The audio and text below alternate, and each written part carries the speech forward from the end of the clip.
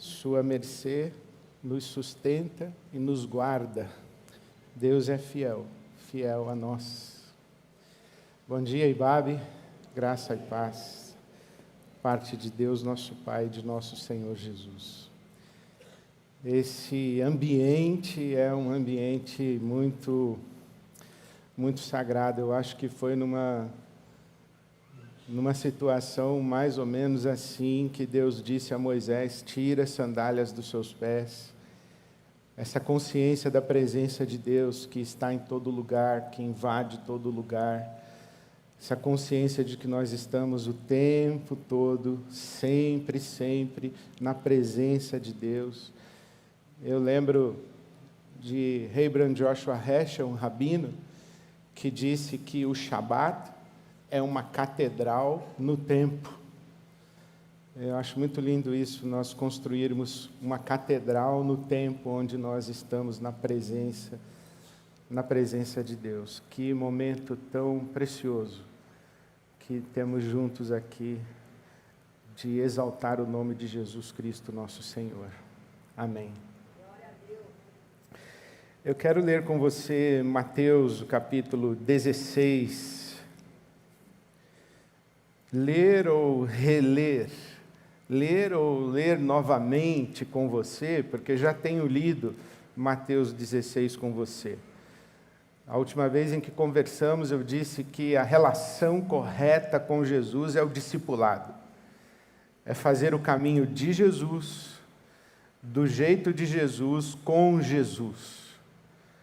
Há muita gente que acredita em Jesus, mas não faz o caminho de Jesus, do jeito de Jesus, com Jesus. Há muita gente que faz orações a Jesus, que faz súplicas a Jesus, que pede favores e que pede graças a Jesus, mas não faz o caminho de Jesus, do jeito de Jesus, com Jesus. Há muita gente que sabe, inclusive, quem Jesus é. É o Filho do Deus vivo. Mas saber quem Jesus é e pedir favores a Ele não é necessariamente o mesmo de ser discípulo, ser discípula, ser seguidor, ser seguidora de Jesus. Fazer o caminho de Jesus, fazer o caminho de Jesus do jeito de Jesus e fazer o caminho de Jesus do jeito de Jesus com Jesus, na companhia de Jesus. E aqui nesse capítulo 16, Jesus vai dizer qual é a exigência, qual é a atitude imprescindível de quem quer fazer o caminho de Jesus, do jeito de Jesus, com Jesus. Ele diz no versículo 24, se alguém quiser me acompanhar, isto é, se alguém quiser fazer o meu caminho, se alguém quiser fazer o meu caminho do meu jeito, e se alguém quiser fazer o meu caminho comigo, negue-se a si mesmo, tome a sua cruz e siga-me. Se alguém quiser fazer caminho comigo, negue-se a si mesmo, esse negar a si mesmo. Negue-se a si mesmo. E Pedro, que está com Jesus aqui nessa cena, reage. Porque quando Jesus diz negue-se a si mesmo, ele está dizendo isso numa resposta ou numa repreensão ao apóstolo Pedro. Porque Jesus acabara de dizer, eu vou para Jerusalém, vou sofrer, vou morrer e vou ressuscitar ao terceiro dia. E Pedro diz, de jeito nenhum, para com essa conversa de morrer. Como assim morrer? Você é o Cristo, Filho do Deus vivo. Você não vai sofrer. Você não vai morrer. Para com essa conversa de morrer. Para com essa conversa de sofrer. O que Pedro expressa é esta espiritualidade da potência. A espiritualidade do privilégio. A espiritualidade de quem se percebe numa bolha, blindada, sob o cuidado de Deus que impede, evita, impossibilita sofrimento e morte. Pedro acabou de dizer, tu és o Cristo, Filho do Deus vivo. Aí Jesus diz, isso mesmo. Então agora eu vou para Jerusalém sofrer e morrer e ressuscitar. E Pedro diz, não. Sofrer e morrer não combina com o Cristo, Filho do Deus vivo. Essa ideia de Pedro dizer, tu és o Cristo, Filho do Deus vivo, é uma confissão. Você é o Messias que nós estávamos esperando. E no imaginário de Israel, o Messias era um rei à semelhança de Davi. O rei Davi, o rei mais vitorioso do povo de Israel. O rei que deu a Israel o seu tempo de maior glória. O rei que foi chamado o homem segundo o coração de Deus. O rei Davi que recebeu a promessa de Deus de que o seu reinado seria para sempre. Então, quando Pedro diz, você é este rei que nós estamos esperando. Você é o rei Davi. Você é o novo rei Davi. Tanto que Jesus, quando entra em Jerusalém, você se lembra que Jesus entra montado num jumentinho, e o povo, aclamando Jesus, estendia seus mantos pelo chão para que Jesus entrasse. E Jesus é recebido como um rei, e todos em volta o aclamam dizendo, bendito, louvado seja o filho de Davi. É assim que Jesus entra em Jerusalém, o filho de Davi. Então quando Pedro diz, você é o novo rei Davi, e Jesus diz, eu estou indo para Jerusalém morrer, Pedro diz, não, nós não queremos seguir um rei que vai sofrer e morrer. Nós queremos seguir um rei, inclusive, que vai matar os nossos inimigos. Nós queremos um rei que vai vingar, e vai fazer justiça para nós, e que vai vingar os nossos inimigos, vai vingar os nossos mortos. Nós queremos um rei que destrua Roma. Nós queremos um rei que nos liberte. E Jesus diz, não, eu vou para Jerusalém para sofrer e morrer. E o Pedro reage, é então que Jesus diz, aquele que quiser vir comigo, se você quiser vir atrás de mim, fazer caminho comigo, então negue-se a si mesmo, tome a sua cruz também comigo, e vem. E então nós percebemos esses dois modelos muito claros de espiritualidade ou de religiosidade. Essa espiritualidade é a religiosidade da potência, do privilégio, do vertical. Nós somos filhos do Deus Altíssimo. Deus é onipotente, Deus é todo-poderoso. Nós somos filhos do Rei, príncipes e princesas, e o mundo há que se acomodar a nós. O mundo há que se amoldar a nós. Nós somos pessoas privilegiadas. Nós somos pessoas abençoadas. E os demais que não são dos nossos, estão abaixo de nós. Nós reinamos sobre eles com o nosso Deus. Deus acima de todos. E todos abaixo de nós. Porque esse Deus acima de todos é o nosso Deus. Esta espiritualidade, religiosidade, que é apresentada para nós com a exigência do negar-se a si mesmo, e aí alguém vem e diz assim, que negar a si mesmo é abrir mão da sua própria vontade em favor da vontade de Jesus. É abrir mão dos seus próprios desejos em favor dos desejos de Jesus. É mortificar a carne. É morrer. E fazer só aquilo que Deus quer. É morrer para os desejos e vontades e anseios pessoais e particulares, para fazer apenas a vontade de Deus e para seguir a Jesus. Essa espiritualidade ascética, essa religiosidade ascética, da morte da carne, dos prazeres da carne, dos apetites da carne, isso é chatice. Ninguém suporta isso. Como disse o outro rei, entre aspas, né? Não é do seu tempo, eu acho, mas é do meu. Ele canta porque ainda está vivo, né? Tudo que eu gosto é ilegal, é imoral e engorda. Parece que é crente. Tudo que é bom não é da vontade de Deus. E você tem que negar a você mesmo. Você quer dormir um pouquinho até mais tarde no domingo de frio, você fala, não, tenho que negar a mim mesmo e ir no culto. Quer comer um pudim? Não pode, tem que negar a si mesmo e ir no culto. Quer transar? Não pode, tem que negar a si mesmo e ir para o culto. Negar a si mesmo.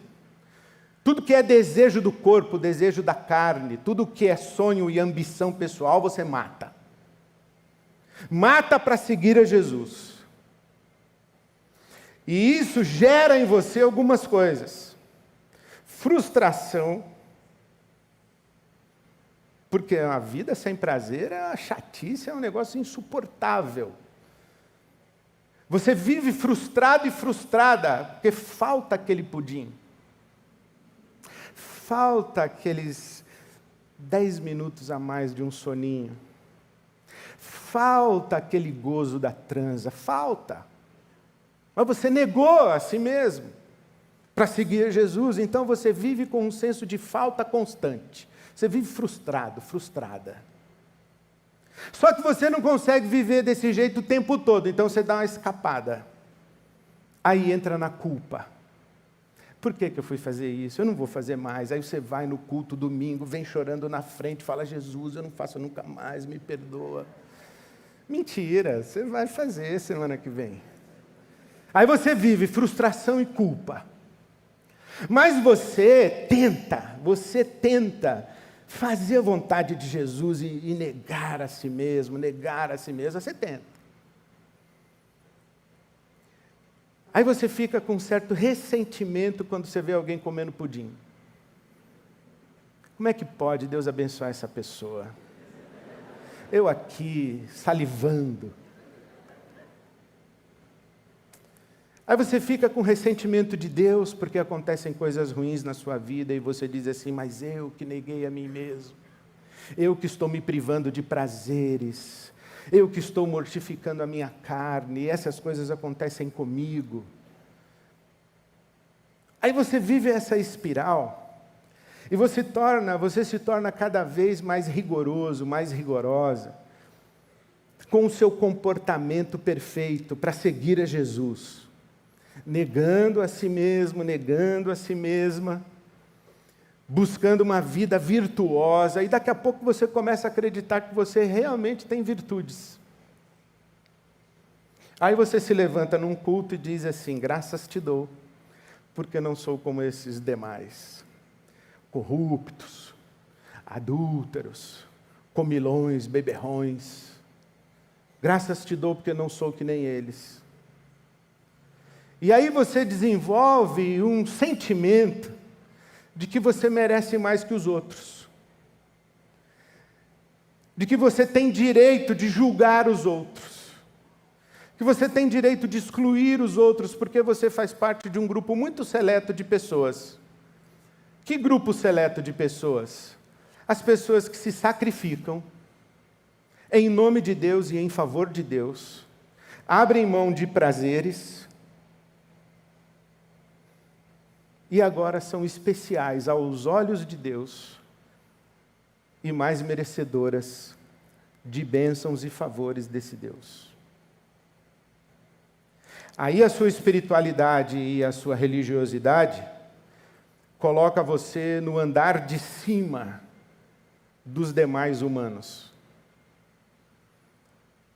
Você olha para mim e se acha melhor do que eu. Você olha para mim e acha que você conhece a Deus mais do que eu conheço.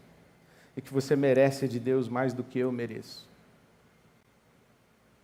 Sua espiritualidade fez você grande, virtuoso, virtuosa, especial para Deus. E o grande perigo disso é que um dia você vai dar de cara com Jesus e Ele vai dizer para você: para trás de mim, Satanás. Para trás de mim. Não foi nada disso que eu disse. Você entendeu tudo errado negar a si mesmo. Foi nada disso que eu disse. Você não prestou atenção no Sermão do Monte? Que esse rigor moral, comportamental, não tem nada a ver com o caminho de Jesus? Você que fica dizendo: eu não matei ninguém, eu não traí a minha mulher, ou não traí o meu marido. Jesus diz assim: o quê? Não matou? Não precisa matar, basta odiar. Não traiu? Não precisa trair. Basta deixar alguém morar dentro de você de maneira lasciva. Basta ser consumido pela luxúria, basta ser viciado em pornografia. Você acha que o seu comportamento moral aprovado aos olhos dos outros faz você melhor do que alguém? As grandes questões da vida humana não estão no comportamento, estão na interioridade, na profundidade da alma, do coração. Jesus disse que o que contamina o ser humano não é o que ele come, é o que ele fala. Porque o que ele come vai para o intestino, o que ele fala vem do coração. Porque a boca fala do que o coração está cheio, nos ensinou Jesus. A grande questão é o que está dentro de você, o que é que mora dentro de você. A famosa subjetividade. As coisas que habitam a sua alma, é aí que a coisa realmente acontece. E é nisso aí que Deus está realmente interessado. Por isso que essa religião do rigor comportamental, moral, da conduta certinha, a religião das pessoas de bem, é uma religião muito fake. Porque se a gente admitir mesmo, a gente é lixo, né? Foi isso que Jesus ensinou na parábola do fariseu e do publicano. Isso eu aprendi com o pastor Caio Fábio. Caio Fábio diz o seguinte, que se negar a si mesmo fosse não fazer nada errado aos olhos humanos, os fariseus seriam os discípulos exemplares de Jesus. Mas não eram.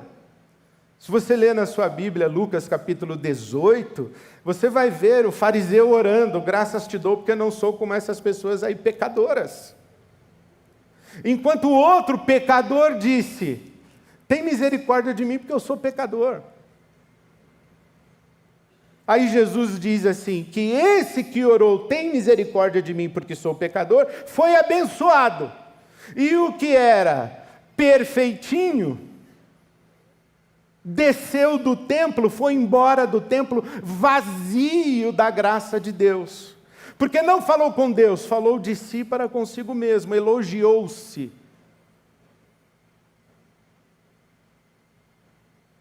Então Jesus diz: você que acha que negar a si mesmo é negar-se prazeres, é mortificar a sua própria paixão de vida, é aniquilar e anular a sua libido.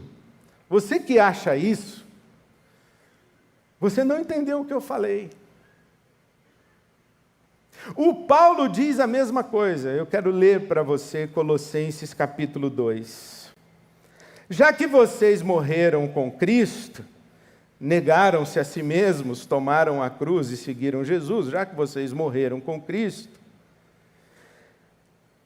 por que é que vocês ainda vivem de acordo com os princípios mais elementares, como se vocês ainda dependessem disso para viver. Coisas do tipo, não manuseie, não prove, não toque. Todas essas coisas estão destinadas a perecer pelo uso, pois se baseiam em mandamentos e ensinos humanos. Essas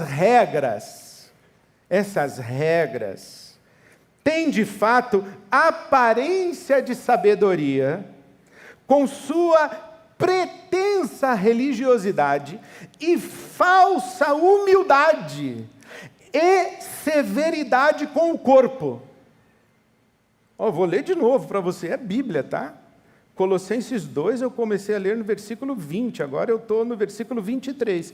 Essas regras de não pode isso, não pode aquilo, não faz isso, não faz aquilo outro, não vai nesse lugar, não toca nisso, não come aquilo, essas regras de comportamento moral, verificável pelo olhar humano, essas regras têm aparência de sabedoria com sua pretensa religiosidade, falsa humildade e severidade com o corpo, mas não tem valor algum para refrear os impulsos e as paixões da carne.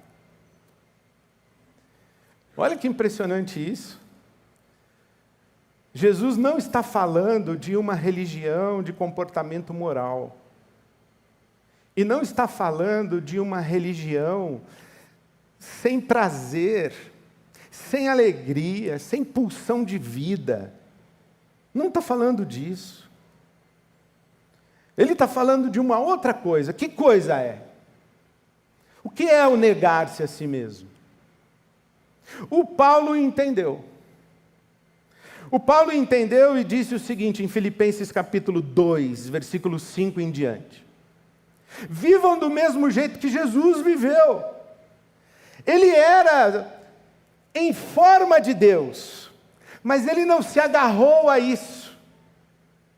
Antes, ele se esvaziou, se fez servo e tornou-se semelhante aos homens. Isso aí é o negar-se a si mesmo.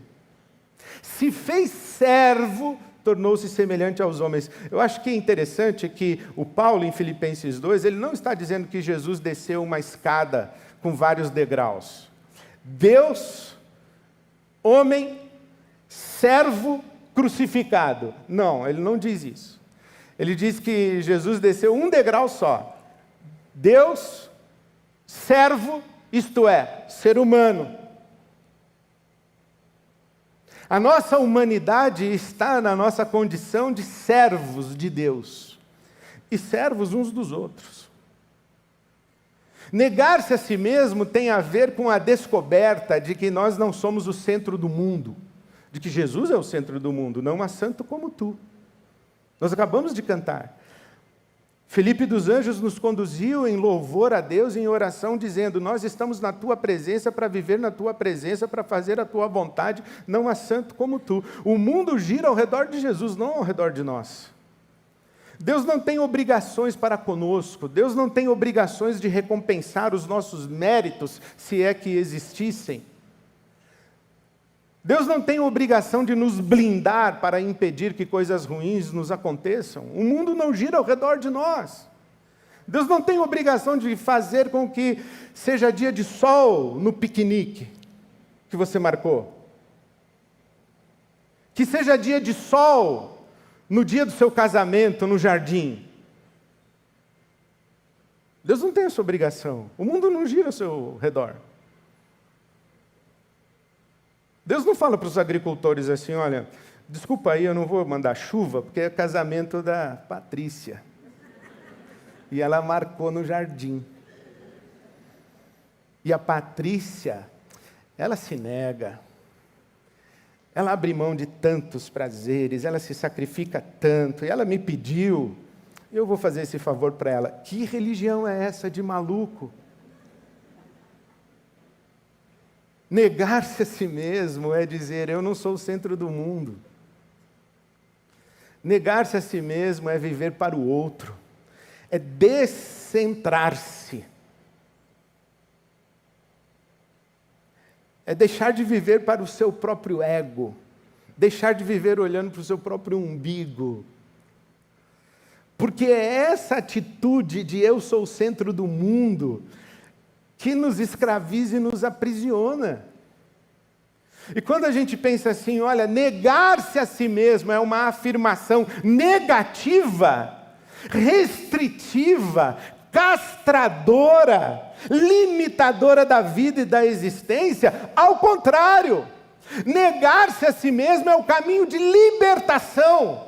Sair da prisão do ego, do eu, do tudo para mim, tudo eu, tudo do meu jeito, tudo para o meu prazer, tudo para a minha satisfação, tudo para a minha realização. E quando alguma coisa contraria você, você se frustra, você se magoa, você se ressente. Você se ressente com Deus e você se ressente com as outras pessoas. Você fica magoado, magoadinha quando alguém não te dá bom dia. Sai dessa prisão do seu ego. Não viva preocupado em você, preocupada com você, preocupado com você mesmo. Dê bom dia para os outros.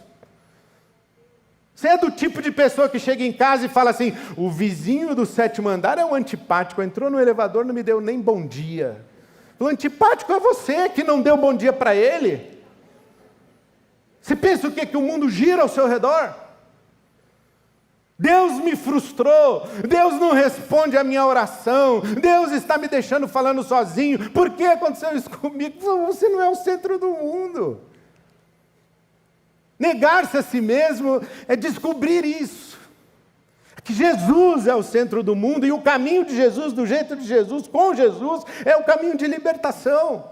E aí você vive prestando atenção nos outros e querendo abençoar os outros, você não está preocupado mais com você mesma, você está livre.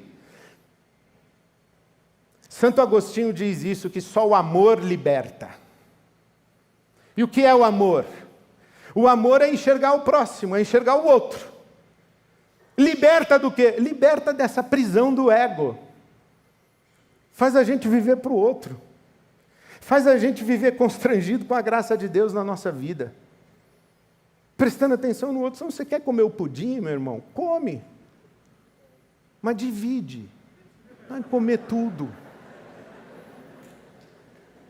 Você quer ter prazer na vida? Tenha! Mas cuide para que o seu prazer não seja o desprazer do seu próximo. Você quer correr atrás da sua realização? Corra atrás da sua realização, mas que a sua realização não seja sacrifício do seu próximo.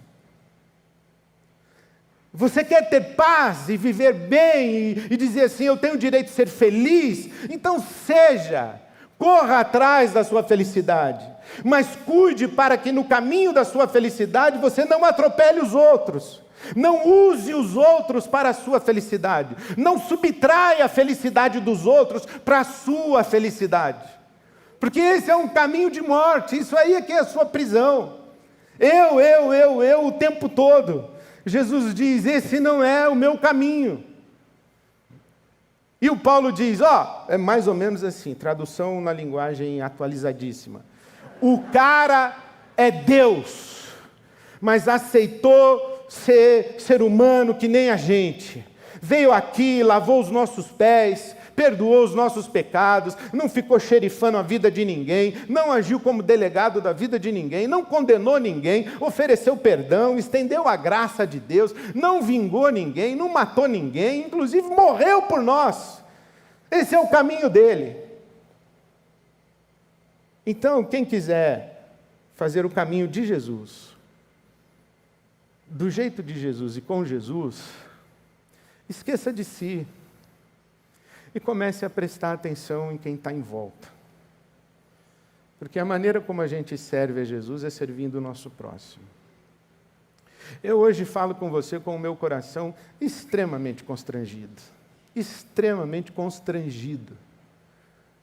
Quase que envergonhado na vida. Quinta-feira eu fui para Recife.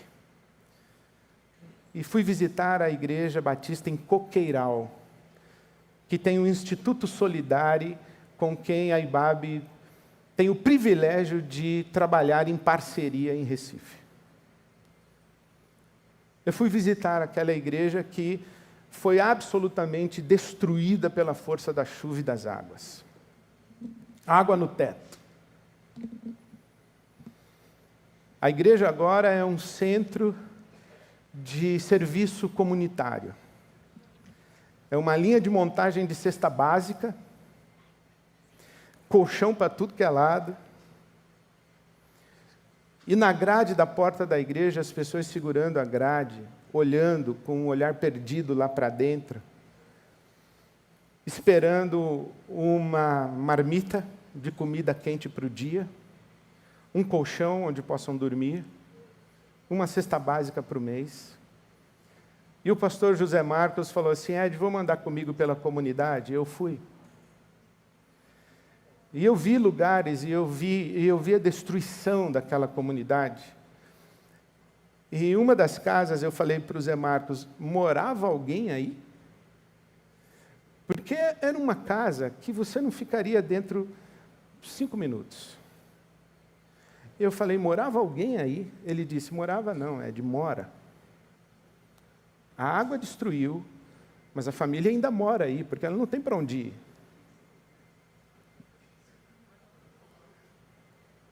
E aí eu penso, fazer caminho de Jesus, do jeito de Jesus, com Jesus, se não é prestar atenção nisso, se constranger em gratidão por tudo que eu tenho, pela comida quente da minha casa, pela minha cama seca e limpa,